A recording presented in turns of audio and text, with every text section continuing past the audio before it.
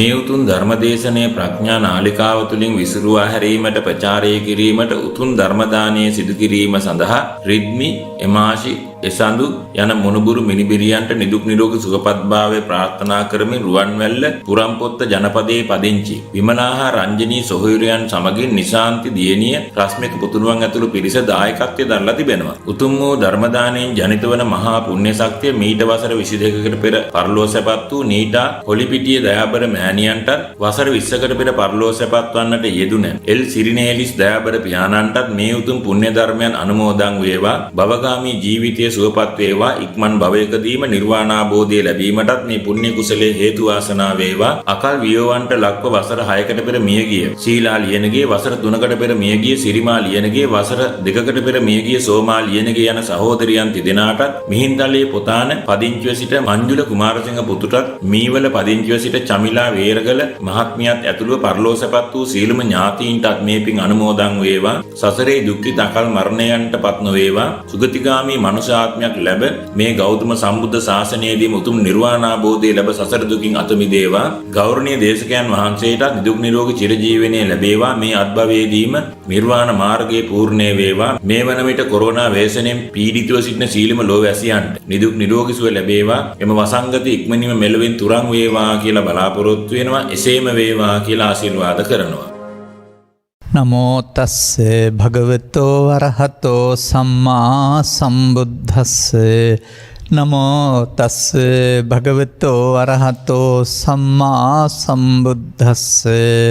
නමෝ තස්ස භගවතෝ අරහතෝ සම්මා සම්බුද්දස්ස. උපාදානීයසු භික්ඛවේ ධම්මේසු ආදීනවානුපස්සනෝ විහෙරතෝ තණ්හා නිරුජ්ජති. තණ්හා නිරෝධා උපාදාන නිරෝධෝ, උපාදාන නිරෝධා භව නිරෝධෝ, භව නිරෝධා ජාති නිරෝධෝ, ජාති නිරෝධා ජරා මරණ ශෝක පරිදේව දුක්ඛනාස උපායාසා නිරුජ්ජಂತಿ. එවමෙතස්ස කේවලස්ස දුක්ඛක්ඛන්දස්ස නිරෝධෝ හෝති. ධර්මානුශාසනාවේ සදහැබර අනුග්‍රහක දායකත්වයේ දරන්නා වූ පින්නතුන් ප්‍රමුඛ ධර්මස්වනාබිලාසී සදහැබර පින්නතුනි, ඔබේ මාතෘකාව පංච උපාදානස්කන්ධෙන් මිදීමට අනුගමනය කළ යුතු ක්‍රියාමාර්ගය නැවතත් පහදා දෙන්න. නැවතත් නෙමෙයි, නැවත නැවතත් පහදා දෙනවා. අපි පහදාගෙන අපි අනුගමනය කරන්න ඕන. සමාජයට පහදාදී අනුගමනීය ප්‍රතිපදාවකට ප්‍රවිෂ්ඨ කරන්න ඕන.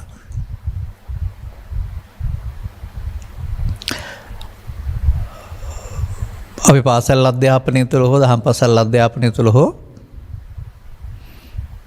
බුදුදහම පිළිබඳව හදාරනවා. අපි පිළිබඳව නෙවෙයි. බුදුදහම පිළිබඳව හදාරලා මේ වචන පිළිබඳ පාඩමක් තියෙනවා.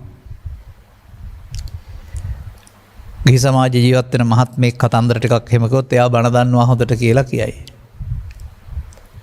ස්වාමීන් වහන්සේ නමක් එහෙම කතන්දර කිව්වොත් බණ දන්නවා හොඳට කියලා කියයි. ඒ බණ දන්නවා කියන අර කටපාඩම හුඟක් කියවලත් කියන්න පුළුවන් හැකියාව.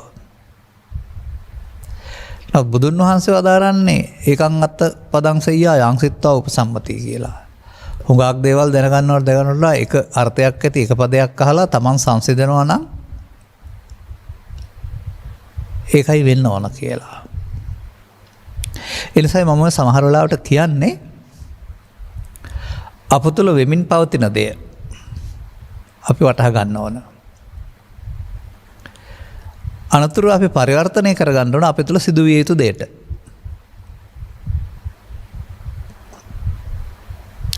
මේ වෙමින් පවතින දේ අයත් වෙන්නේ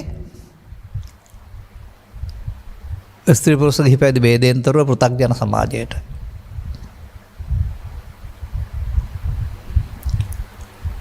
ඔවුන් ජීවත් වෙමින් ඉන්නවා. ජීවත් වීම සඳහා එක එක දේවල් කරමින් ඉන්නවා. ඒ කටයුතු තුළම ඔවුන් සසරට ඇලෙමින් ඉන්නවා. සසරට බැඳවෙන් ඉන්නවා දුක්වලට හේතු රැස් කරමින් ඉන්නවා.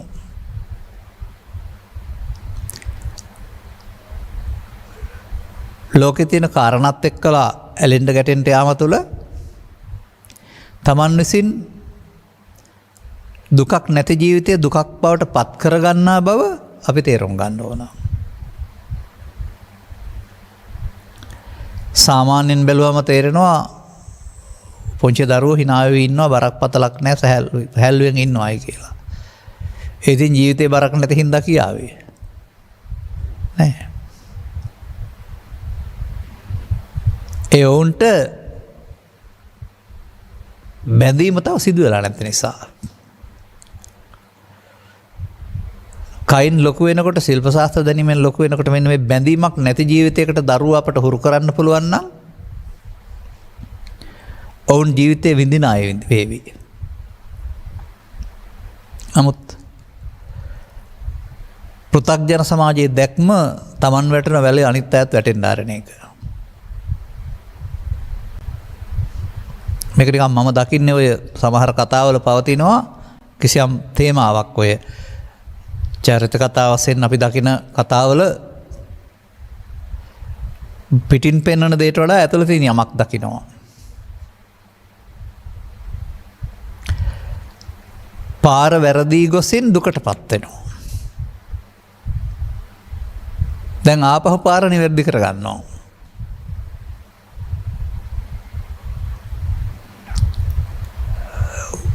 උදාහරණයක් වශයෙන් ගන්නකෝ වටාචාරා කතාව. උපතින් සිටු දෙනියක් මෙහෙකාර කොල්ලෙක් සමග එක්වී යනකොට නංගක් හම්බ වෙන්නේ නැහැ. ගිහින් දුගසේ ජීවිතයක් ගත කරනවා. ඒ තමයි ළමා කාලයේ සිට ගත කරන ජීවිතය තුළ ක්‍රමයෙන් දුකටපත් වෙන හැටි. පෞද්ගලික ඇගේ චරිත කතාව වශයෙන් මේක දකින්න ඕන. අන්න එහෙම පරිහාන ධම්මං ඔබික්ඛවේ වේසිස්සාමි දුකටපත් වෙන හැටි. අවුරුදු 60 70 80 දක්වාම එතකොට ඒ පැත්තට යන්න වෙන්න පුළුවනි. ආපහු හැරෙනකොට බුදුරජාණන් වහන්සේ තේන පාර. එතකොට ගගුත් හම්බ වෙනවා. මම නම් කල්පනා කරන්නේ යනකොට හම්බ වෙච්ච නැති ගඟ එනකොට හම්බුනේ කොහොමද කියලා. මට නම් ඒවා එහෙම තැන් තියෙනවා හිතන්න. ගඟ නැති පැත්තකින් යනකොට ගියාද කියලා තියෙනවා. එහෙම නැත්නම් මේවෙන් පෙන්වන්නේ සිද්ධියක්ද ඊට එහාදී ගැඹුරක්ද කියලා හිතන්න මම එහෙම දේවල් කියන්නේ. හොන්න තේරුම් අරන් කියනවත් නෙවෙයි නොදැන කියනවත් නෙවෙයි. එහෙනම් අපිට පුරුදුනේ කාගේවත් සිද්ධියක් දිහා බලන් ඉන්නනේ. මේක තුළම අපේ ජීවන රටාව තියෙනවා කියලා අපේ ජීවන ගමන තියෙනවා කියලා තේරුණොත් දැන් ඒ ගිහින් මොකද වෙන්නේ? දුක්ඛිත ජීවිතයක් ගත කරනවා. ආපහු ගිහින් බුදුරජාණන් වහන්සේ ගාවදී දුකින් මිදෙනවා. එහෙනම් අපටත් පෘථග්ජන භාවය තුළ බුදුරජාණන් වහන්සේගෙන් ඈතට යන ජීවිතයක් තියෙනවා කියලා අපි තේරුම් ගන්න ඕන. පිළිමෙන් හෝ පන්සලෙන් නෙමෙයි මම කතා කරන්නේ. ඒ ඈතට යන්න තමයි ජීවිතේ පංච උපාදානස්කන්ධා දුක්ඛ කියන එක අත්විඳින්න වෙන්නේ.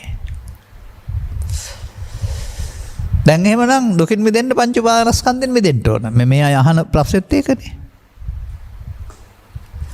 එහෙනම් මට මේ ධර්ම දේශනාව තුළ අයන්න කියන්න ඕන කියලා මම හිතන්නේ නැහැ.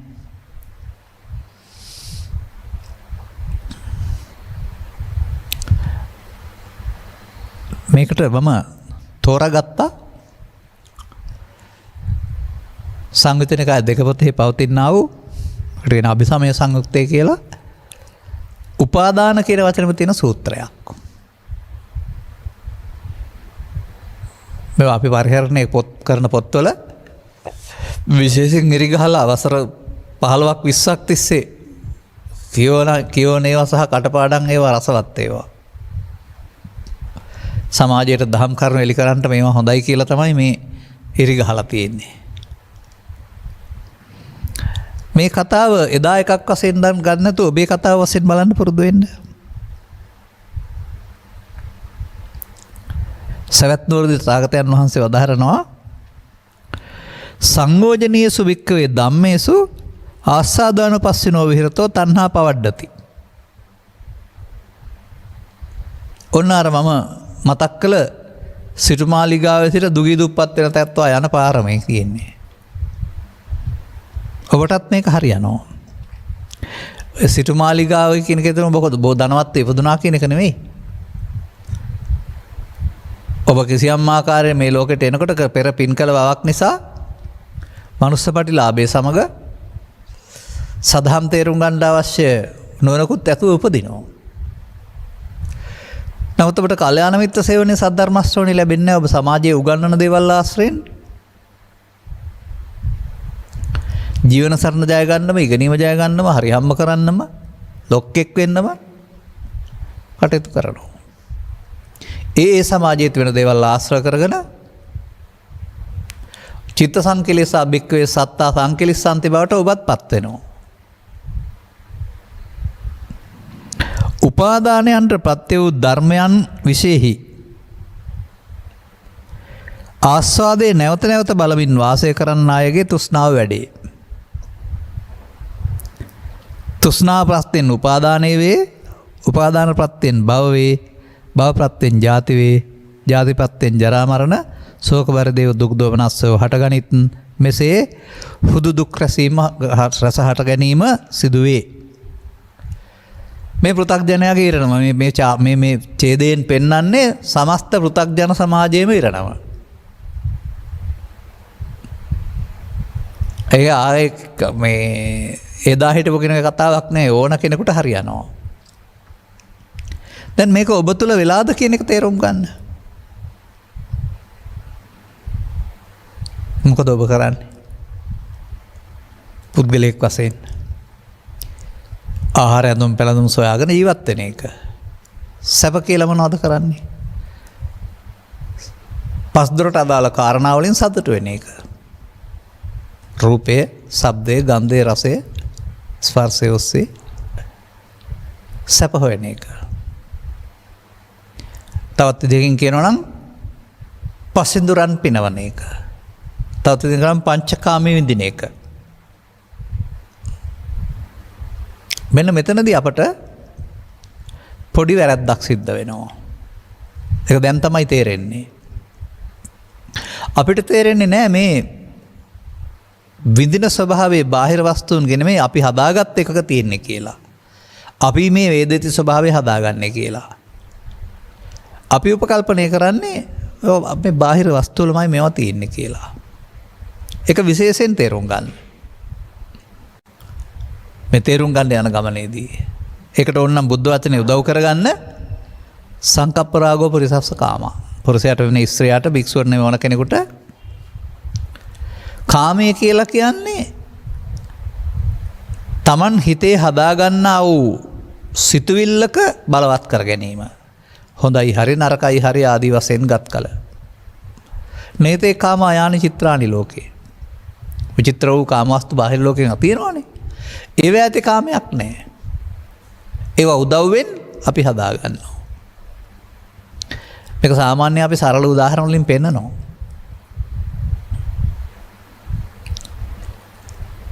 එකම දෙයක් සම්බන්ධයෙන් රසවින්දන ස්වභාවය හෝ පිළිකුල් ස්වභාවය හෝ ඇලෙන ස්වභාවය හැමෝටම මේක සමාන වෙන්නේ නැහැ. කෙනෙකුට හොඳ වෙන දේ තව කෙනෙකුට නරක වෙනවා. බාහිර වස්තු එකක්මයි ඒක දිහා හොඳයි කියලා නරකයි කියලා කැමතියි කියලා අකමැතියි කියලා දකින ස්වභාවය වෙනස් වෙනවා. අන්න ඒක තමයි සංකල්ප රාගය කියන්නේ. එබැවින් ජීවත් වෙන්න ගියාපුවම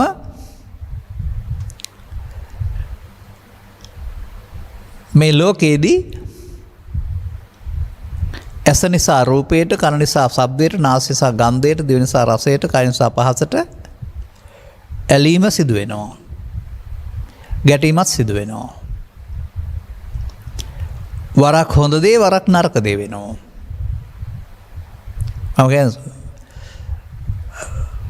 විවාහය හොඳයි. විවාහ වෙලා නැති කෙනාට කරදරපත් වෙනකොට විවාහය නරකයි. දරු සම්පත් නැති එක දුකයි. හම්බ වුණාම සැපයි, නැත්නම් ආයෙ දරුවෝ වැඩි වෙනකොට ආයෙ කරදරයි. අන්න එහෙම හොඳ කියන එක මාපහු නරක වෙනවා. මිතුරා හොඳයි. හතුරා වුණාම නරකයි. පුද්ගලයා යාමයි. එතකොට අර පුද්ගලයා යාමයි, මිතුරා වීම හිතේ, හතුරා වීමත් සිතේ. එතකොට මිතුරා වීම ඇලෙනවා, හතුරා වීම දුක් ගෙනත් දෙනවා. අරයා එක්කෙනාමයි. මම උදාහරණ කීපයක් පෙන්වන්නේ හදාගත්ත ලෝකයක් කියලා කියන්න. මේ හදාගත්ත ලෝකේ 365 දවසම එක දවසට ගෙවෙන්නේ නැහැ. ජීවිතේම එක දවසට ගෙවෙන්නෙත් නැහැ. බුදුරජාණන් වහන්සේ වදාළ පරිදි ගෙවෙනවා කියන එක තේරුම් ගන්න වෙනවා. ඒ ගෙවෙන ආකාරය බුදුරජාණන් වහන්සේ වදාරලා තියෙනවා. බුදුරජාණන් වහන්සේ වදාළ පරිදි ලෝකෙ ගෙවෙනවා නෙවෙයි. පැය 24 තප්පරෙන් තප්පරේ ගෙවෙනවා වගේ ජීවිතය ගෙවනු ලබන්නේ මොහොතින් මොහොත. තප්පරේ නම් තප්පර භාගෙන් භාගෙට ටික් ටික් කියලා තප්පරේ දෙසරකට ගෙවෙන්නේ. අන්න එහෙම අපේ ජීවිතේ අපි ගෙවනු ලබන්නේ අවුරුදු 100ක් එකවර නෙමෙයි, මොහොතින් මොහොත බව තේරුම් ගන්න ඕන. ඒ මොහොත සඳහා අපි පාවිච්චි කරන්නේ වර්තමානයේ. ඔර්ලෝසුවේ තත්පරේ වගේ. ඒ මොහොතේ අපි ඉන්නේ කොතනද කියලා තේරුම් ගන්න ඕන. අන්න මේක තේරෙන්නේ නැති එක තමයි පෘථග්ජන භාවය කියලා කියන්නේ. අර ළමා කාලේ හැදුන සංකල්පය තුළ උහුඩ පුද්ගලයෙක් ඉන්නවා, යනවා, කනවා, බනවා කියන පුද්ගල ස්වභාවයෙන් දකිනවා. ඒ පුද්ගල ස්වභාවයෙන් දකින එක තුළ තමයි අර මෙන්න මේ උදාහරණයට අදාළ කාරණාව සිද්ධ වෙන්නේ. අපි උදාහරණය අරන් බලමුකෝ අපි.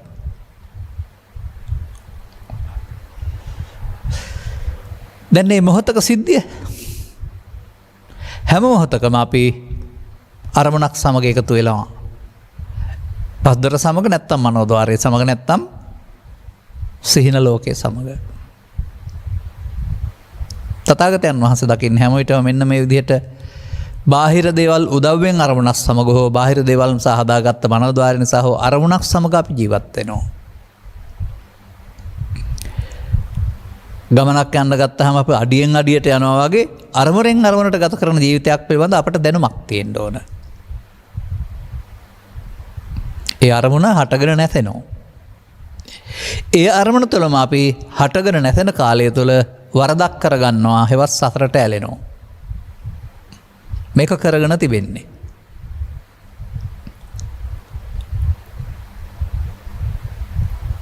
මෙන්න මේකට තමයි මේ පෙන්වන්නේ උපාදානයන්ට ප්‍රත්‍ය වූ ධර්මයන්ගේ ආස්වාදය නැවත බලමින් නැවතත් බලමින් ආසය කරනවා. උපාදානයන් ප්‍රත්‍ය වෙන්නේ මොනවද? රූප උපාදාන, ශබ්ද උපාදාන, ගන්ධ උපාදාන, පොට්ටබ්බ උපාදාන, ධම්ම උපාදාන. ලෝභය උපාදානය, ද්වේෂය උපාදානය, මොහය උපාදානය.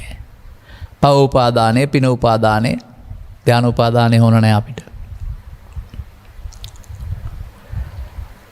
එහම ආස්වාදය කියන එකේ තේරුම නැවත බලනවා කියන්නේ. නැවතත් කියන්නේ අරමුණ තුළ බලනකොට එක් වතාවක් ඊළඟ අරමුණේ බලනකොට නැවතත් එහෙමයි ඔය පෙන්නන්නේ. නැවතත්.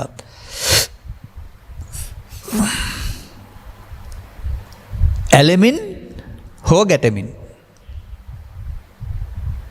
එතකොට ඒ ඇලීම ගැටීම හටගන්නේ කොහෙද? ඇස තුළ, කන තුළ, නාසය තුළ, දිව තුළ, කය තුළ, නැත්නම් රූපය තුළ, ශබ්දය තුළ, ගන්ධය තුළ, රසය තුළ, පොට්ටබ්බය තුළ. හටගෙන නැසෙන අරමුණ තුළ ඒක තවත් අස්සෙන් විග්‍රහ කරන්නේ කොහොමද? රූප වේදනා සංඥා සංකාර විඥාන පහ තුළ. ස්කන්ධ පංචකය තුළ. ස්කන්ධ පංචකය තුළ මොකද වෙන්නේ?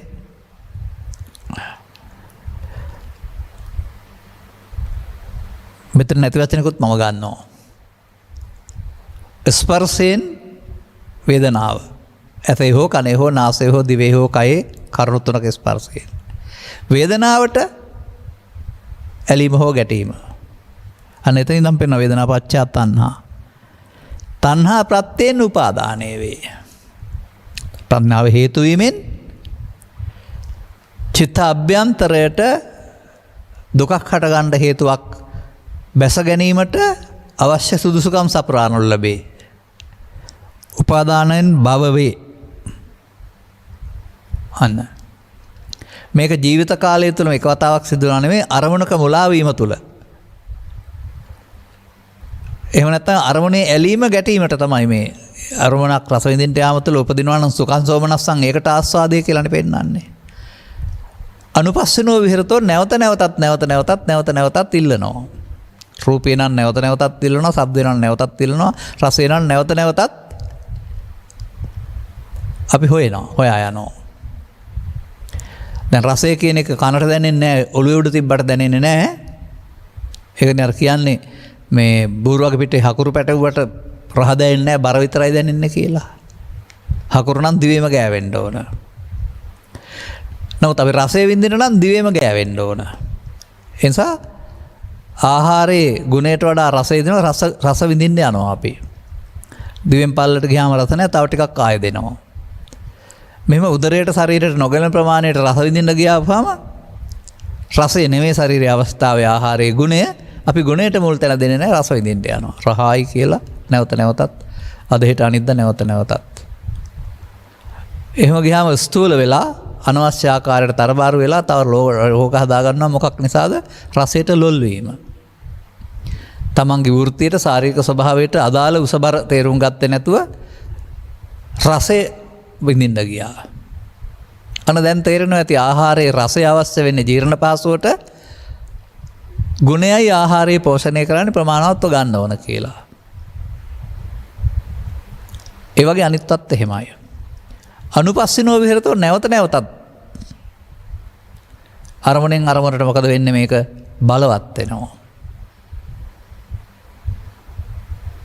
මම කියන්නේ සමහර වෙලාවට කැටයකට සල්ලි දාන දුන්නාම දරුවෙකුට 5 10 10 15 15 20 වෙනවයි කියලා. එතකොට ඒ එක අරමුණක් තුළ සිදුවෙන දේ තමයි මේ පෙන්වන්නේ. ඒක හැම එකටම හරි. තණ්හාපත්තෙන් උපාදාන වේ. රූපේ නම් රූප උපාදානය, ශබ්දේ නම් ශබ්ද උපාදානය, ගන්ධේ නම් ගන්ධ උපාදානය. මෙසේ හැම එකෙන්ම පස්දොරෙන්ම ගන්න කාරණා තණ්හානුසයට ගබඩා වෙනවා. මතකයේ වශයෙන් නෙවෙයි, ලෝභ දේශ මොහ වශයෙන් මතක තියාගන්න. දැන් එහෙනම් ආයෙ ගැටෙනකොට නැවත උපදිනවා. ඒ නිසා ජීවිතෙන් එහා පැත්තට නැවත උපදීම වගේම මේ ජීවිතෙත් නැවත උපදිනවා කියලා තේරුම් ගන්න. තරහ වුණ නිසා තරහ නැවත උපදිනවා. ලෝභ වුණ නිසා ලෝභය නැවත උපදිනවා. වෛර කරන නිසා වෛරය නැවත උපදිනවා. නැවත උපදින්නේ කුමක් නිසාද? උපදින්න තියපු නිසා. මේකට හොඳ උපමාවක් මේකේ තියෙනවා. සීතාපි භික්ඛවේ දසන්නං වා කට්ටවාහනං විසායවා කට්ටවාහනං කියලා මේ මම මේක සිංහලෙන් කියන්නම්. ඔය කට්ටවාහනං කියන්නේ කරත්ත කියන එක. කොයි වගේද කියලා කියනවා නම් කරත්ත 10ක් හරි 20ක් හරි 30ක් හරි 40ක් හරි දාලා ගින්දර තියෙනවා. මහගිනි කඳක් යම්සේ දිලෙන්නේද?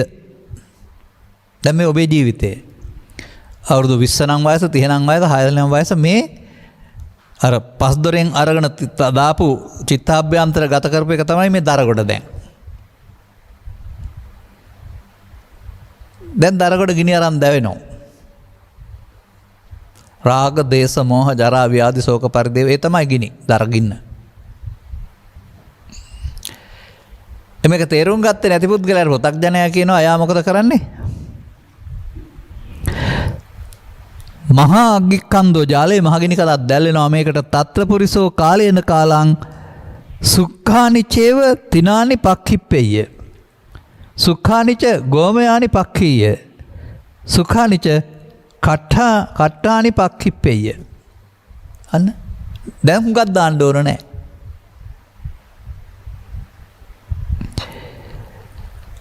යම් කිසි පුද්ගලයෙක් ඔබ කියලා හිතා ගන්න. කලින් කල ඒ ගිනිගොරට වියලි තන බහලන්නේද? වියලි ගොම බහලන්නේ. එදා තිබිච්ච උදාහරණ ඔය. වියලි දරත් බහලන්නේද? මහණෙනි මෙසේ ඒ ගිනි කඳට ආහාර ඇත්තේ උපාදාන ඇත්තේ ඊතාදිගු කලක් දිලෙන්නේය. අන්න ආහාර දැන් ගින්නට ආහාර. ඔන්න බුදු සමයේ ආහාර පදේ තියෙන තැන. ගින්නක් දැල්වෙන්න ආහාර ඕනේ. දැන් අඟුරු ටික පිච්චිලා ගියොත් නෑනේ. ආපහු මේ ගොම හරි තනකොළ හරි දර හරි දාන්නේ ගින්නට ආහාර සපේනවා. එතකොට තදාහාරෝ තදූපදානෝ මෙතන ලස්සන වචන ඇති වුණා නම් මහා අග්ගික්කන්தோ තදාහාරෝ තදූපදානෝ චිරං දීගමද්දානං ජාලෙය්‍ය. ඔන්නෝමයි මම පාලියේ ආහාර පදේ හොයාන යන්නේ. මේ කටින් ගන්න දේවල් වලට විතරක් නෙවෙයි. අපි එහෙනම් සසරට ආහාර හදන එකයි මේ කරන්නේ. ඒ නිසා තමයි තණ්හා සමුදයෙන් ආහාර හට ගැනීම සිදු වෙයි කියලා කියන්නේ. කුඹුරේ තියෙන ආහාර හටගන්නේ තණ්හාවෙන්ද නෙමෙයිනේ.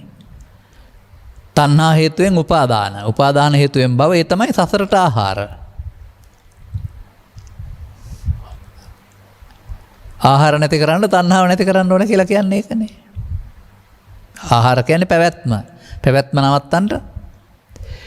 දැන් මෙන්න මේ විදිහට ඔබ තේරුම් ගන්න ඕන ලෝකේ ජීවත් වෙනකොට මේ ඇසින් කනෙන් නාසෙන් දිවෙන් කයෙන් ලෝකෙත් එක්කලා සම්බන්ධ වීමේදී තවදුරටත් මොකද්ද මේකට ගලප ගන්න ඕනේ.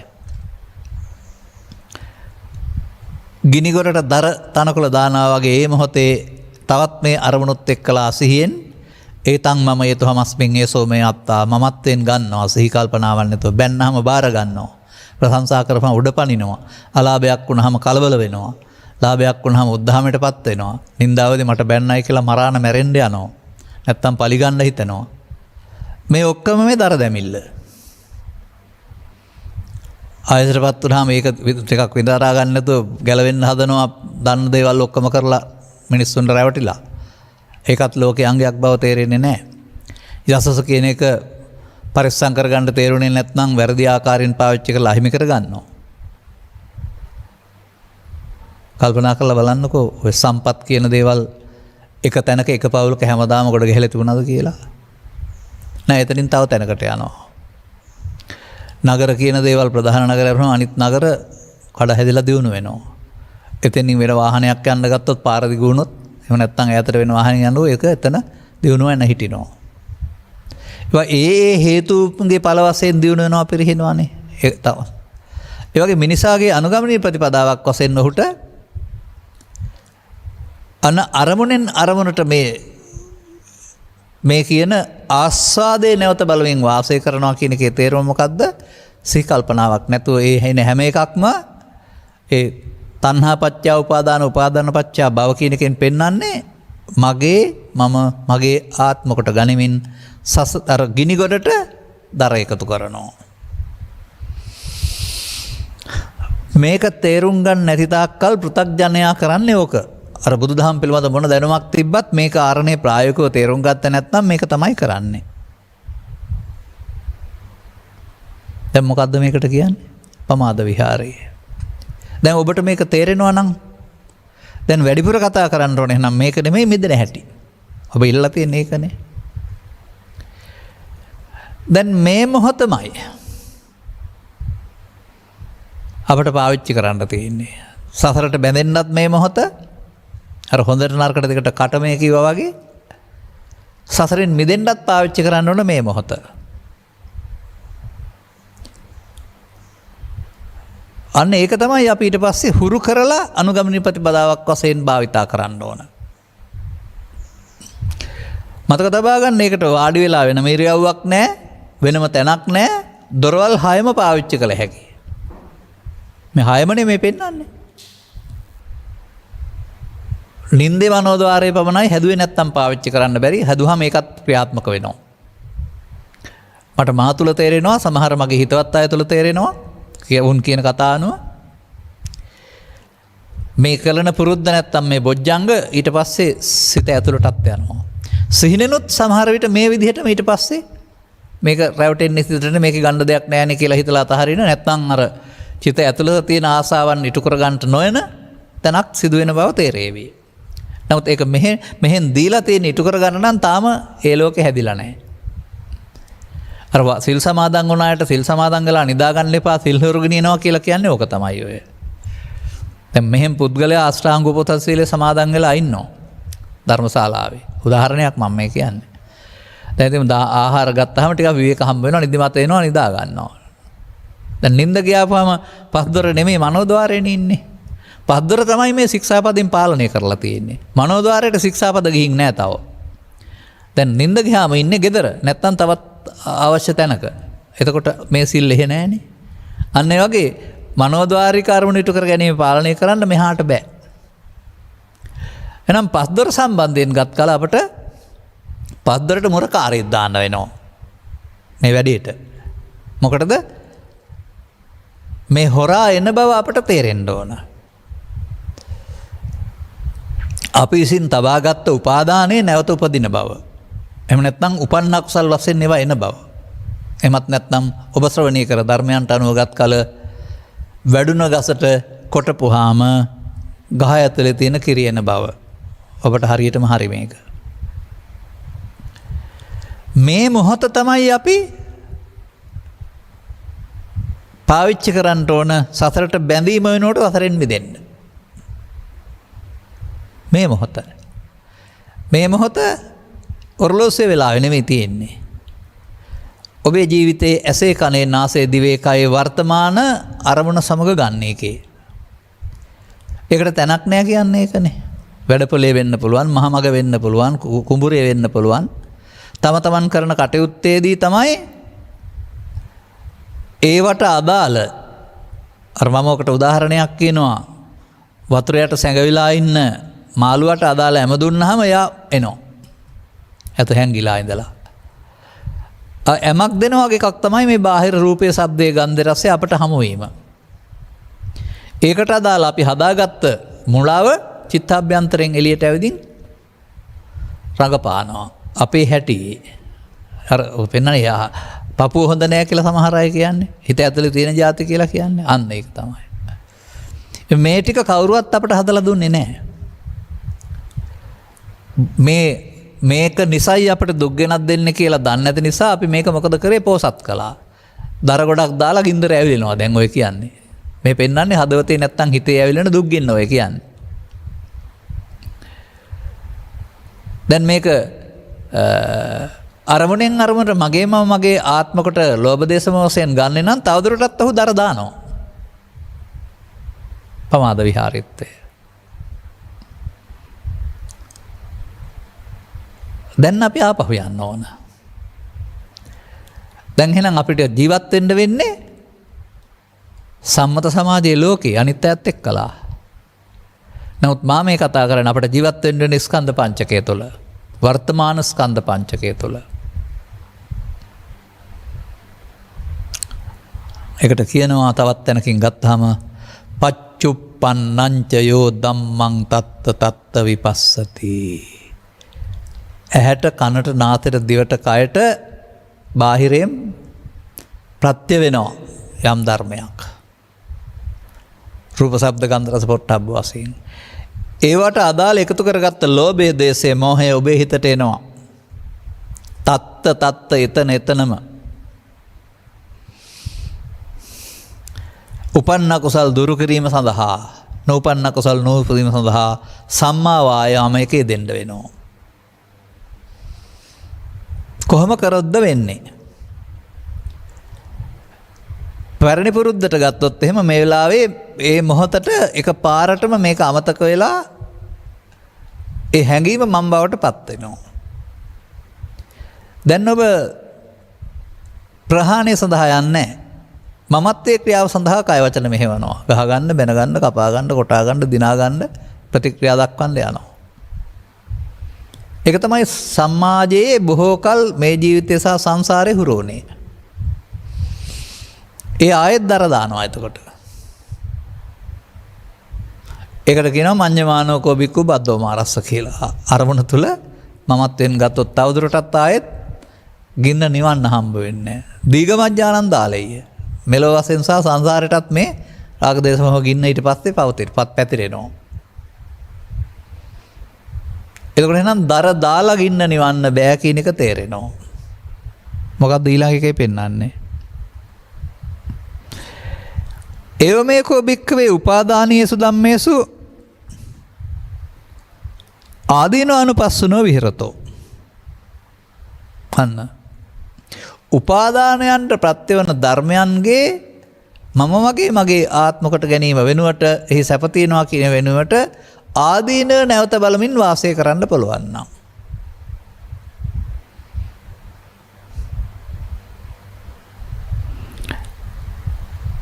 තණ්හා නිරුද්ධති තණ්හා නිරෝධා උපාදාන නිරෝධා උපාදාන නිරෝධා භව නිරෝධෝ එකපාර නෙවෙයි අරමුණෙන් අරමුණට මේ සිද්ධිය සිදු වෙන්නේ. අන්න කරන්න ඕන දේ. ගින්න නිවන්න ඕන නම් දර නොදා ඉන්න ඕන. දැන් ගින්න පරණ එකක්. දර දාන්නේ මේ මොහොතේ. එහෙනම් තවදුරටත් ගින්න දිගු කල් දැල් වෙනවා. ගින්න පරණ එකක් දර නොදාන්නේ නම් මොකද වෙන්නේ? තියෙන දර ඉවර වෙනකොට අලුත් දර දැම්මේ නැත්නම් මොකද වෙන්නේ? ගින්නට ආහාර නැතුව යනවානේ. මේක කියලා ඇති එතකොට. මේ කාරණාව හොඳට පැහැදිලිව අපි බලමුකෝ වෙලාව තියෙන හැටි බලාගෙන කතා කරලා. දැන් මෙන්න මේක තමයි මේ පෙන්වන්නේ සිහියෙන් කටයුතු කිරීමයි කියනද අප්‍රමාදය කියලා. ඔබට වර්තමාන මොහොත උදා වෙනවා හැම මොහොතේදීම ගැටෙන කාරණාත් එක්කලා ඒකට අදාළ චිත්තාභ්‍යන්තර හැඟීම වෙතෙන්ට තියෙනතුරු එනවා හංගන්න බෑ උපන්න කුසල්. ඔබ මේක මමත්වයෙන් ගත්තේ නැත්නම් ප්‍රතික්‍රියා දක්වන්න ගියේ නැත්නම් අමාරුවෙන් හුරු කරන්න ඕන එක තමයි. අවේරේනච සම්මන්ති අක්ඛෝදේන ජිනේ කෝදං අර වචන වලින් පෙන්වන්නේ ක්‍රෝධයේදී ක්‍රෝධ නොකිරීම, වෛරයේදී වෛර නොකිරීම, හිංසාවේදී හිංසා නොකිරීම අපට කිරීම හුරු වුණා. මේක ගැඹුරෙන් ගත් කල මොකද්ද මේ? ඒ මොහොතෙන් ඉවර කරන්න ඕන. නමුත් මම ඕක ලේසියෙන් හරින්නේ නැහැ කියන හැමෝම මේක ඒ මොහොතේ ඉවර කරන්නේ නැහැ ඉස්සරහට තියෙනවා. ඒක ප්‍රශ්නයක් කරගෙන වාද විවාද කරගන්න යන අය, ජයග්‍රහණය කරන්න යන අය, ක්‍රියාමාර්ග ගන්න යන අය හැමෝම ඒක ඉවර කරන මධ්‍යස්ථානයක් බවට පත් වෙන්නේ නැහැ. තව දර දානවා. බැන්නොත් බනිනවා, ගැහුවොත් ගහනවා, රිදෙවොත් තුරුනවා, පලියොත් පා ඒ තරම් දර දා ගන්න කට්ටිය. වර්තමාන මොහොත දුක්ඛ නිරෝධ ගාමිනී ප්‍රතිපදාවට යොදා ගන්න නැතුව දුක්ඛ ගාමිනී ප්‍රතිපදාවට යොදා ගැනීම පෘථග්ජන භාවයේ ලක්ෂණයයි. මේ වැඩේ තේරෙන්න ඕනනේ. ඒ කියන්නේ සසර හදන්නෙත් වර්තමානයේ. සසර හදන්නේ පමාද විහාරීත්වය ඇති අය. අර මුලින්ම පෙන්න අප එකේ අර තණ්හා පත්‍ය උපාදාන උපාදාන පත්‍ය භව භව පත්‍ය කියන කාරණේ ඒක තමයි දැන් වර්තමාන අරමුණ තුළ සිදුවෙමින් පවතින්නේ. පෘථග්ජන පුද්ගලයාගේ. මේ සසර හදන මොහොතම සසර නිමා කරන මොහොතක් බවට පත් කරගන්න ඔබට ආපහු යන්නෙක් වෙන්න වෙනවා. අර කතාවේ පෙන්වන්නේ දැන් ඈතට ගිහින් දුක් විඳ ඇති බුදුරජාණන් වහන්සේ වෙත යන්න ඕනයි කියලා. අන්න ඔබටත් එහෙනම් මේ ඇඳුම් මාරුවක් නැති වුණාට පටිසෝතගාමියෙක් වෙන්න වෙනවා. අර ඉස්සරලා කරපු එකට කියනවා ලෝභය රැස් කිරීම, ද්වේෂය රැස් කිරීම, මොහය රැස් කිරීම, ලෝභ රැස් කිරීම, ද්වේෂ රැස් කිරීම, මොහ රැස් කිරීම සංසාරං. ඒ ලෝභක්කේ, ද්වේෂක්කේ, මොහක්කේ නිබ්බානන්නේ. ඒක අනිත් පැත්ත මම අර හැදුවේ එහෙමනම්. ලෝභයේ දේශේම ෂය කිරීමෙන් හම් වෙන දේ නිබ්බාණය නම් රැස් කිරීමෙන් හම් වෙන්නේ සංසාරේ. නැත්තම් සංසාර දුක්ඛේ. ඔබ ඒ පාරේ තවත් යනවනම් යමින් නම් ඉන්නේ ඔබට තවත් යන්නේ දුකටපත් වෙනවා. බුදුන් වෙත යන්නේ නැහැ. බුදුන් වෙත යාම ආපහු යාමක් එතකොට. අල්ලා ගැනීමෙන් සසර හැදීම වෙනුවට අල්ලා නොගැනීමෙන් අවසන් කිරීම. දැන් මේක ලස්සන වචනකින් මම කියලා තියෙනවා ඔබට. පාලියෙන් තියෙන දේ සූත්‍ර දේශනා සිය ගණනක තියෙන දේ අරමුණ තුළ දකින්න. ඇස තුළ, කන තුළ, නාසය තුළ, දිව තුළ. මමත්වයෙන් ගත්තනම්, ඇලුනනම්, ගැටුනනම්, ලෝභ දේශ මොහ වශයෙන් ගත්තනම් දැන් සිහිය නැහැ. දැන් ඒක නැතෙන්නේ අර ගින්නට දරදමා එහෙමත් නැත්නම් අනාගත ඵලයක් උපදින්න හේතු චිත්තාභ්‍යන්තරයට සංගවා ඒකට කියන්නේ අවශේෂ නිරෝධය. දැන් මෙතනත් අරමුණ නැති වෙනවා. ඇසේ කනේ නාසය දිවේ කය මේ පංචස්කන්ධේ නැති වෙනවා. ඒ නැති වෙන එක අනිත්‍ය නෙවෙයි කියලා කියන්නේ මම ඒකනේ. ඔය සමහර අය කියන්නේ ඒකට අනිත්‍ය කියලා. හට ගන්න එක නැති වෙන එක. හේතු ඉතුරු කොට අවසන් වීම සිදු වෙන්නේ එතන. ඒ හේතු ඉතුරු කොට අවසන් වීම මොකක්ද බුදුන් වහන්සේ වදාරන්නේ? අවශේෂ නිරෝධය. එහෙම නැත්නම් නিত্য සුඛාත්මකට ගත්තාම හේතු ඉතුරු වෙන්නේ. අරමුණේ නැසීම නෙමෙයි. එතකොට එහෙමනම් හේතු ඉතුරු කොට අවසන් වීම නিত্য සුඛාත්මකට ගැනීමේ ප්‍රතිඵලය. දැන් විපල්ලාස සූත්‍රයෙන් ගත්තොත් එහෙම අනිත්‍ය දේ නිත්‍ය සංඥාවෙන්, දුක්ඛ දේ සුඛ සංඥාවෙන්, අනාත්ම දේ ආත්ම සංඥාවෙන්. මිත්‍යා දෘෂ්ටිගතා සත්තා ගච්ඡanti සංසාරෝ ජාති මරණ ගාමිනෝ. ඒ ජාති මරණ ගාමිත්වය සිද්ධ වෙන්නේ අර චිත්තාභ්‍යන්තරයට තබමින් පැවැත්මට හේතු තියෙන නිසා.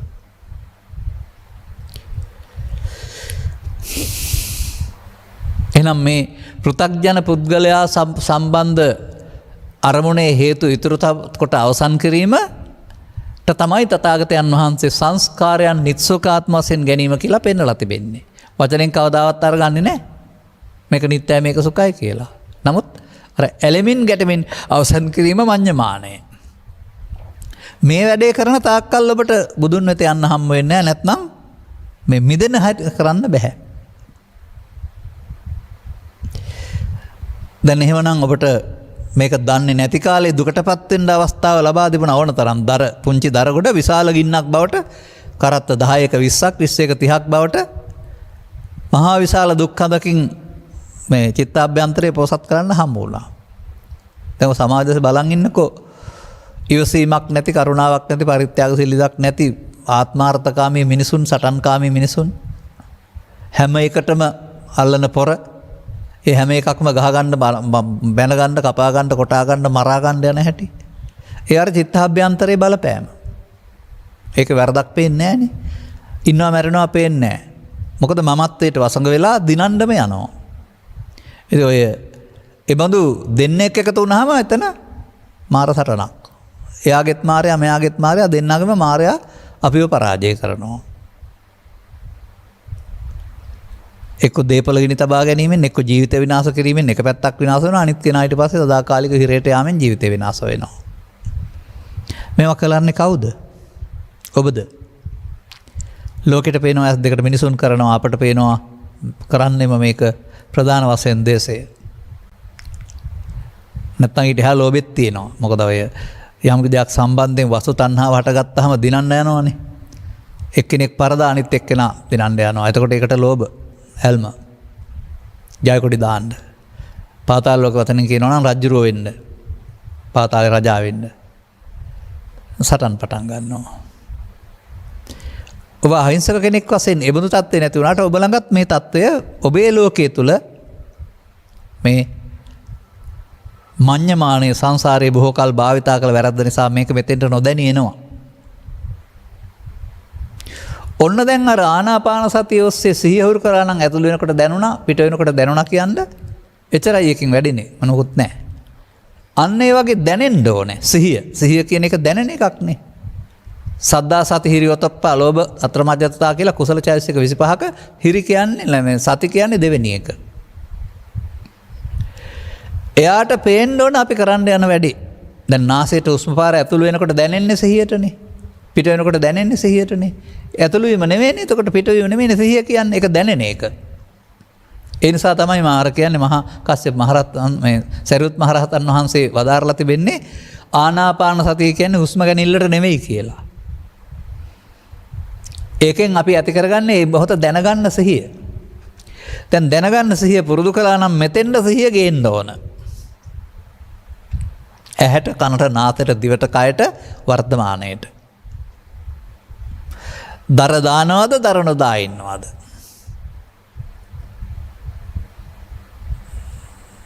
මමත්වෙන් ක්‍රියා කිරීම දර දැමීමයි. මමත්වෙන් ක්‍රියා නොකරන්න උත්සාහ කිරීම විරියේන දුක්ඛං අච්ඡේති. වීරිය කරන්න වෙලා තිබෙනවා. මොකද හිත කියනවා ගහගනින්ම කියනවා, බැනගනින්ම කියනවා, රිදවපම්ම කියලා කියනවා, පලිගනින්ම කියලා කියනවා, එකට එක කරපන්ම කියලා කියනවා. ඔබේ හිත එහෙමයි කියන්නේ. මොකද ඒ මමත්වයේ ජය ගන්න හදන්නේ අනිත් කෙනා පරාජය කළා රිදෝලා. නමුත් ඒකේ සංසාරෙදි පරාජය වෙනවා. මොකද දෙන්නම පරදිනවනේ. නමුත් ඒ බඳු තත්වයකදී කිපී ඇති කෙනෙක් සමග නොකැපී ඉන්න පුළුවන් නම් දුරදිග යන්නේ නැහැ ඒක. Tamanගේ හැඟීම් වලට වසඟ නොවි සංසුන් වෙන්න පුළුවන් නම්. මමක බෙහෙවින් දකින කාරණයක් තියෙනවා. ඔය යම් කිසි දෙයක පීඩනය ඒ මොහොතේ තමයි තියෙන්නේ. මහ ලොකු දෙයක් වශයෙන් පෙනුනට පැයක් ගියාපුවම හෙට උදා වුණාම ඒක මොකුත් නැහැ. එනිසා මේ පීඩණයට වහල් නොවී ඉන්න වර්තමාන මොහොත පාවිච්චි කරන්න ඕන. අන්න එතකොට ඇහෙන්, කනෙන්, නාසයෙන්, දිවෙන්, කයෙන් හමු වෙනවා රූප, ශබ්ද, ගන්ධ, රස, ස්පර්ශ. මේවට අදාළ ලෝභය, ද්වේෂය, මෝහය චිත්තාභ්‍යන්තරයෙන් මතුවෙනවා. පච්චුප්පන්නං ච යෝ ධම්මං එතන නුවණින් බලන්න තත්ත විපස්සති. පරණ පාරේ ගිහින් මමත්වෙන් ගින්දර දානවද, ගින්දර නොදා ඉන්නවද?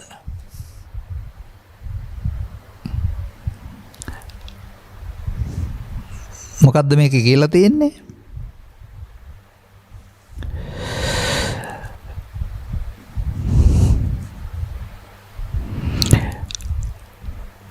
කොයි වගේද කියනවනම් මහා දහසක හෝ 20ක හෝ 30ක හෝ මහගිනි කඳක් යම්සේ දිලෙන්නේද? පුද්ගලයෙක් පුරුෂයෙක් කලින් කල වියලි තනත් එහි නොලන්නේද? වියලි ගොමත් එහි නොලන්නේද? වියලි දරත් එහි නොලන්නේද? මහණෙනි, මෙසේ මහගිනි කඳ පළමු දර දැවී යාමෙන් අනෙක් දර නොදැනීමෙන් ප්‍රත්‍ය රහිත වූයේ නිවෙන්නේය. අනූපහාරෝ අනාහාරෝ නිබ්බායයයි ගින්න නිවෙනවා. මේක අපේ හිතට යොදා ගන්න. මෙන්න මේ උපමාවෙන් පෙන්වන දේ වර්තමාන මොහොතේ අර මුලින්ම පෙන්නපු එක. මම කිව්වේ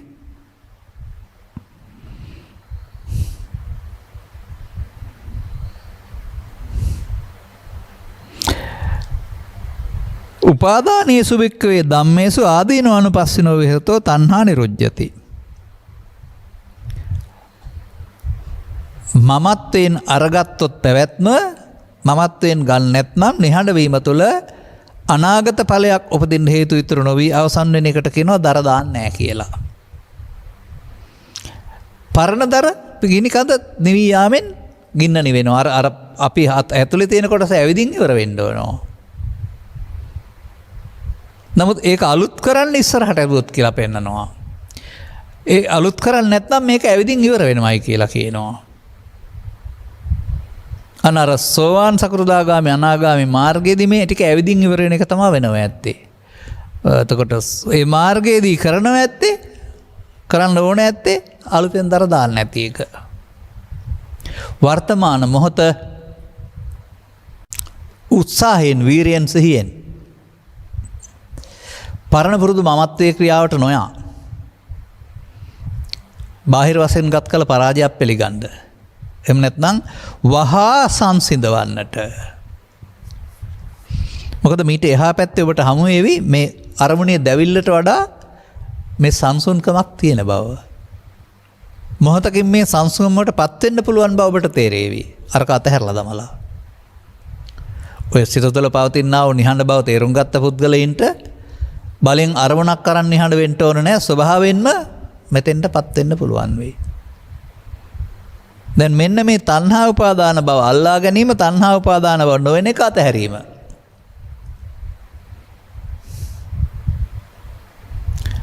ඉතින් පළවෙනි අවස්ථාවේදී හරිම අමාරුයි. වැඩේ කරලා කියලා ගෙදර ගිහින් තමයි පැයකට හමාරකට පස්සේ මම කරපු වැඩේ වැරදි නේද කියලා මතක් වෙන්නේ. ඒත් හොඳයි. තව ටිකක් දවස් යනකොට ගෙදර යන්න ඕන නැහැ. වැඩේ කරලා විනාඩි 4-5කට පස්සේ මොකක් හරි මේ පලි ගැනීම හරි රිදවීම හරි කරලා මතක් වෙයි. තව ටිකක් දවස් යනකොට වැඩේ කරනකොට මතක් වෙයි මම මේ කරන්න හදන වැඩේ වැරදි නේද කියලා. තව ටිකක් දවස් යනකොට වැඩේ කරන්න හිතෙනකොට තේරෙවි කරන්න ඉස්සර වෙලා මම මේ යන්නේ වැරදි වැඩක් නේද කියලා. අන්න එහෙමයි මේක මේ වැඩේ නොකිරීමට සිහිය ටික ටික දියුණු වෙන්නේ. ඉතින් මේක සම්බන්ධයෙන් මට මෙහෙමත් කියන්න පුළුවනි. දැන් ඔබ නිවසේ නම් වාසය කරන්නේ සද්ධර්මයේ ශ්‍රවණය කරන හැමදෙනා නම් මේක තේරෙනවා හැමෝටම. දැන් අන් අයට උදව් කරන්න පුළුවනි. ඒ සිදුවෙන සිදුවීම් වලදී වෙළඳ ව්‍යාපාරය හෝ ගොවිතැන හෝ තවත් කාරණයක් සම්බන්ධයෙන් හෝ අම්මා හෝ තාත්තා හෝ දුව හෝ පුතා හෝ බෑනා හෝ ලේලි හෝ යම්කිසි පුද්ගලයෙක් කියපු කතාවක් බාර අරගෙන එකට එක කියන්න එනවා නම් නැත්තම් මූණ නරක් කරගත්තා නම් දැන් අනිත් අයට පෙන්වන්න පුළුවන් ඔන්න මාරයා එන්නේ ඔන්න මම එන්නේ ඒ තමයි මම ද්වේෂය නැමැති මම එයාට පෙනුන්නේ නැහැ එයාගේ සිහිය තව දියුණු නැති නිසා එයාට දැන් ඔයා කියන්නේ ඒකට වචනයක් කියන්න තමන්ට දැවුනොත් තමන්ට ලැජ්ජා හිතෙනවා පෙන්නපුවමත් ලැජ්ජා හිතෙනවා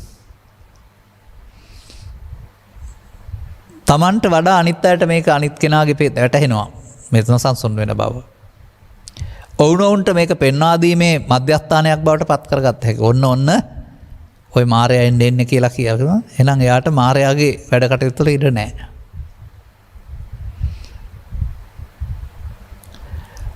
දැන් එතකොට තේරෙනවද සතිපට්ඨානෙන් කෙරෙන්න ඕන දේ?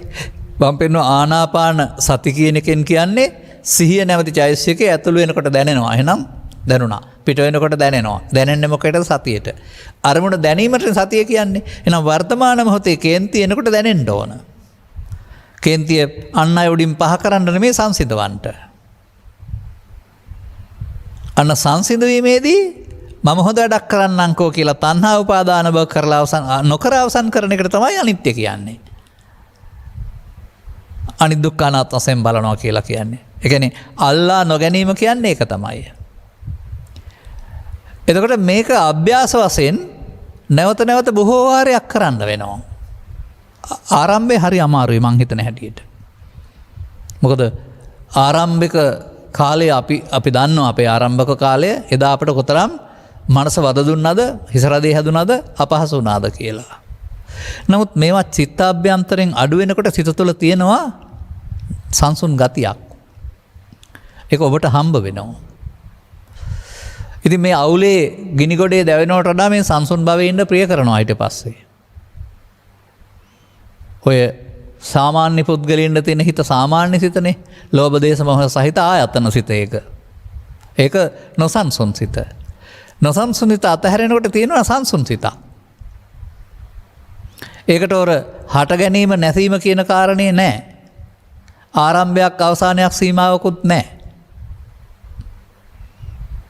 දැන් සරියුත් මහරහතන් වහන්සේ බුදුරජාණන් වහන්සේට වදාරනවා බුදුරජාණන් වහන්සේ සරියුත් මහරහතන් වහන්සේට වදාරනවා මේ මොහොතේ අපි දන්වලදා ශුන්‍යතා විහරණයෙන් වාසය කළයි කියලා. මොකවත් නැහැ කිය හිටියක්ල දෙ කියන්නේ. නෑ වාඩි වුණා සංසුන් මනසෙන්. දැන් වෙනත් අරමුණු එන්න නැතුවම නිහඬව ඉන්න පුළුවෙනි. ආවත් එන අරමුණ මමත්වෙන් ශූන්‍යයි. මමත්වෙන් යුක්ත එකේ තමයි ගැටීම තියෙන්නේ. එතකොට මෙන්න මේ සංසුන් බවට කැමති පුද්ගලයා ඒ ඉන්න තැන උත්තරීතර හුදකලාව.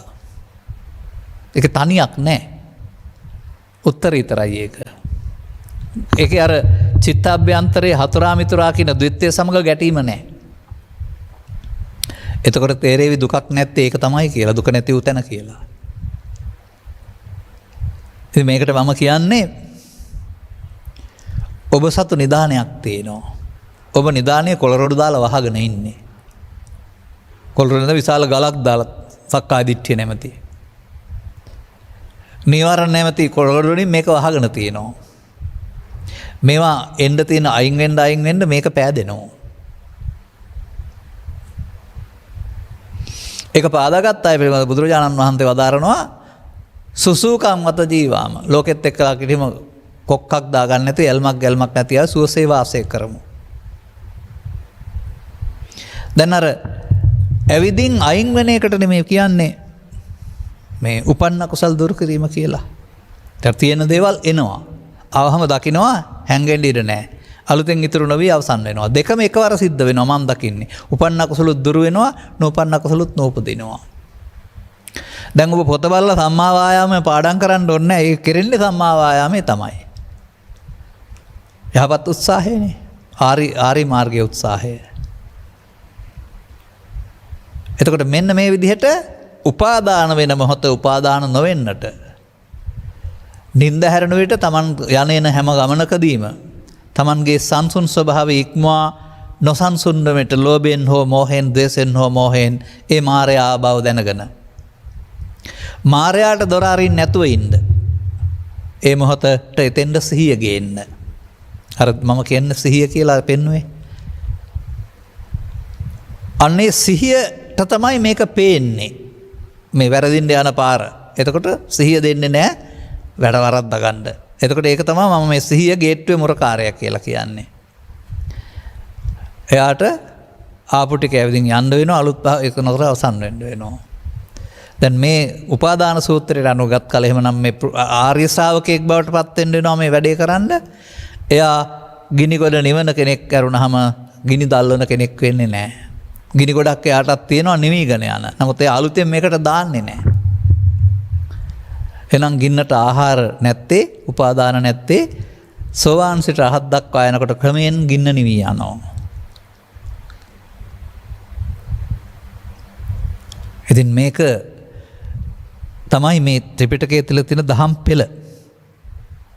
පෙළ ඔබේ බවට පත් කරගෙන ධර්ම ශ්‍රවණය කරන අවබෝධ කරගෙන අනතුරුව අනුගමනීය ප්‍රතිපදාවට උත්සාහවන්ත වෙමින් එකකින් දවසට එකක් දවසට දෙකක් දවසට තුනක් ආදී වශයෙන් නැවත නැවතත් මේ අරමුණු වලදී මේ 100% මුලින්ම බැහැනේ. මේවා අයින් වුණාම සිත ඇතුලේ තියෙන සාන්ත බව හොයාගෙන බලන්න. එතකොට ඒකට ඇලුම් කරන අය ඉන්නවා. ඒක තණ්හාවක් එහෙම නෙමෙයි. නිබ්බානම් පරමංසුකම් කියන්නේ ඒකනේ.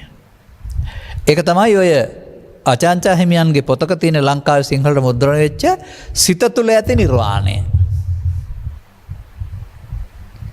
තමන් තුළ පවතිනා වූ ඇති හැටියක් මේක. මේකට උඩින් අපි මේ පෝෂණය කරාපු කසල ගොඩ තමයි මේ අපිට දුක් දෙනක් දෙන්නේ කෙලෙස් කියලා කියන්නේ. එතකොට නිවන කවදත් තිබුණා කෙලෙස් නිසා පේන්නේ. කෙලෙස් නැසපුවම නිවීම හම්බ වෙනවා. එතකොට ඒක බොහෝ මේ ලෝකේ තියෙන ප්‍රශ්න වලට විසඳුම් මේවි. කායික වශයෙන් තියෙන අසනීප වලට ඒ වගේම ඔය සිත පිරිසුදු වෙනකොට ඔය නැති බැරිකම් කියන කාරණාත් පැත්තකට යනවා. මතක තියාගන්න. ඒ අවශ්‍යතා කොහෙන් හරියනවද මම දන්නේ නැහැ. ස්වභාවිකවම ඒ පිරිසුදු සිතේ හැටි මං හිතන්නේ. ඒ නිසා අර කතාවක තියෙන්නේ හෙට ගැන හිතන්න එපා කුරුල්ලොත් මේ ආදන ජීවත්වල හෙට හොයාන කනවායි කියලා. සිත සංසුන් වෙනකොට ඒ අදාළ කාරණාට මාර්ගයන් පෑදෙනවා. මොකද ඒක කුසල ස්වභාවයක් නේ. මහා විශාල වාසනාවන්ත බවක් මිනිසුන් අතර ඉන්න. ඉතින් ඒ බඳු පුද්ගලයින්ගේ භාග්‍ය සම්පන්න බවක් තියෙනවානේ. ඒ භාග්‍ය මතුවෙනවා. ඉතින් ඔබ හැම දෙනාට එහෙමනම් උපාදාන සූත්‍රයේ සඳහන් වෙන්නා වූ දර දැමීමේ ක්‍රියාකලාපයේ පෘථග්ජන ජීවිතයට සහ ඔබේ ගත වුණ ජීවිතයට ගල්පා ගන්න භාවනාත්මක ජීවිතයේ වර්තමාන මොහොත අනාගත මොහොත අවසන් කරන නිර්වශේෂ නිරෝධය උත්සාහයෙන් කරන තැනට සිහිය ගන්න. ඔබ එතකොට දැන් පිරිහීම පාරේ යන කෙනෙක් නෙමෙයි. දුකටපත් වෙන පාරේ යන කෙනෙක් නෙමෙයි. දැන් යන්නේ බුදුරජාණන් වහන්සේ ළඟට. ඔය බුදුරජාණන් වහන්සේ ළඟට යනවා කියන එකේ තේරුමම පුද්ගලයෙක් ගාවට යනවා කියන එක නෙමෙයි. ඔය නිවීම හම්බ වෙනවා කියන එක.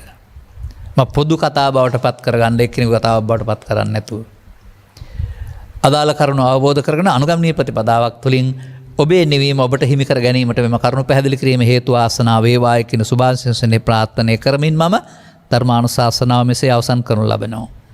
දායකත්වයේ දරනු ලබන්නේ රිද්මි එමාසි එසඳු යන මුණුබුරු මිනිබිරියන්ට නිදුක් නිරෝගී සුවපත් භාවයේ ප්‍රාර්ථනා කරමින් රුවන්වැල්ල පුරන්පොත්ත ජනපදයේ පදිංචි විමලා සහ රංජනී සොයුරයන් සමගින් නිශාන්ති දියණිය රශ්මික පුතණුවන් ඇතුළු පිරිස විසිනි. අරමුණු අතර මීට වසර 22කට පෙර පරලෝසපත් වූ නීටා හොලිපිටිය දයාබර මෑණියන්ටත් වසර 20කට පෙර පරලෝසපත් වන්නට යෙදුනා වූ එල් සිරිනේලිස් දයාබර පියාණන්ටත් මේ උතුම් පුණ්‍ය ධර්මයන් අනුමෝදන් වේවා. භවගාමී ජීවිතය සුවපත් වේවා. ඉක්මන් භවයකදී මිනිසත් බව ලැබ නිර්වාණ අවබෝධය ලැබීමට හේතු වේවා. මොකද මේ කාරණේ තේරුම් ගන්න ඕනනේ. බණ කියන්නේ මෙහෙනේ. එහෙනම් මෙහාට එන්න ඕන. ලංකාවට නැත්තම් ලෝකෙට මිනිසුන් අතරට.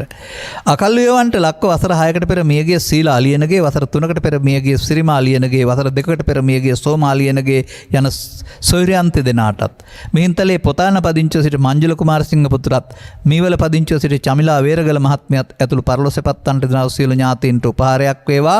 අවශ්‍ය කෙනෙක් පින් අනුමෝදන් කරන ජීවිතය සුවපත් කරගනිත්වා. සසර වසනාතුරු අකල් මරණයකටපත් නොවේවා. සුගතිගාමී මනුස්සාත්මයක් ලැබ ගෞතම සම්බුදු සසුන තුළ උතුම් නිර්වාණ අවබෝධය ළඟා කර ගනිත්වා කියලා ප්‍රාර්ථනා කරනවා. ගෞරවනීය දේශකයන් වහන්සේටත් නිදුක් නිරෝගී චිරජීවනය ලැබේවා. ඉහාත්ම වශයෙන්ම නිවන් මඟ පූර්ණ වේවා. මේ වන විට කොරෝනා වසංගතයෙන් පීඩාවට ලක්වන සියලු ලෝවැසියන්ට නිරෝගී සුව සහ එම වසංගතය ලොවින් තුරන් කිරීමට මං පෑදේවා. ඔබගේ පැතුම් සියල්ල යහපත්. එබැවින් ධර්ම දානයක් කොට ධර්ම දේශනා කරන ධර්ම ශ්‍රවණය කිරීම තුළ ඔබ ප්‍රාර්ථනා කළ පරිදි පරලොවසපත් ඥාති වර්ගයා සුවපත් වේවා, අකල් මරණයන්ටපත් නොවේවා, බුද්ධ ආදී මහෝත්තම කල්යාණ මිත්‍ර සේවනය ලබා නිවන් මඟ හෙළි කර ගනිත්වා. ඔබ හැම දිනාට මේ උපාදානය කරගත් වැරද්ද තේරුම් අරගෙන උපාදානයෙන් මිදෙන ජීවිතයක් බවට පත් කරගෙන ඒ නිවේන සැනසෙන ස්වභාවයට හිමිකම් කියන්ට ලැබේවා කියලා ප්‍රාර්ථනා කරගන්න. සබ්බහිතෝ වජ්ජන්තු සබ්බ රෝගෝ විනස්සතු මාතේ බවත් අන්තරායෝ සුඛී දීඝායුකෝ භව. හැම දිනාටම තෙරුවන් සරණයි. දේශක්ඛයෝ නිබ්බානං